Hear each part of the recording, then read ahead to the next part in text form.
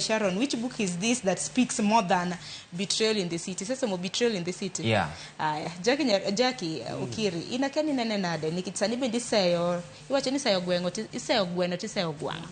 Rowere mabende koro wango tesendo bila neno gima notimore odiochieng' manyoro e county ma Homa Bay. Gimoko kuom ote ma jopiny oro. Dwoko mane madibedgo? Mano to kanyal support youths matimo mano to timo marach nikech koro gin ok gingi kata ber gimoro. Ng'anyo ok rach, lakini king'anyo king'eyo gimomiyo ng'anyo to ng'anyo bedo maber. To king'anyo stupidly, mano koro en ng'anyo stupidly.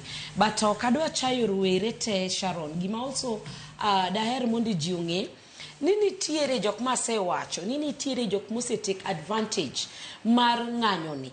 Nitie joma owuok rowere mowuok awuoka ng'anyo ne ratiro mar Kenya.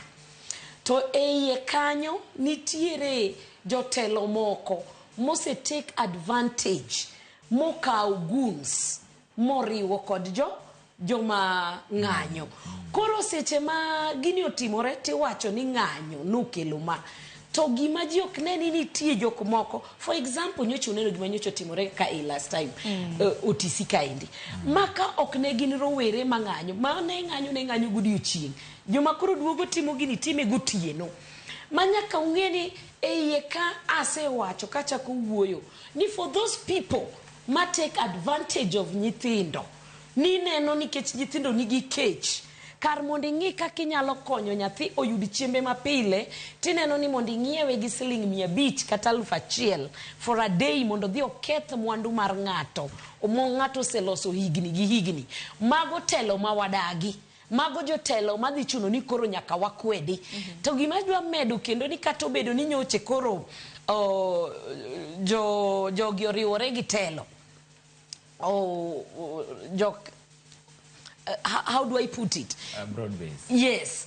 Kaka nyocho does not mean ni koro okunyalo wacho kata ka gimoro kethore. Ka gimoro kethore to you have to speak. Nikech pod en pinywa. Okibibet ni ling tineno ka gimoro kethore kacha ti ling. Talk. You have all the rights to talk, to say gimarachno. Koro nyaka wang'eni ka wawinjuru malong'o. Inyalo yudo ni joma no dhi ketho kata mano wang'o police station cha gin kata joma no ng'iew to mago bende wadagi youth mora mong'eyo gima dwaro ma fight for justice nyaking'e ber gimoro gi rach gimoro omiyo ok wadhi encourage youth mora nyathi mora matimo mano wadagi en mana nuwa wacho ni justice eyo moriere it's a right thing, it's the best way of speaking.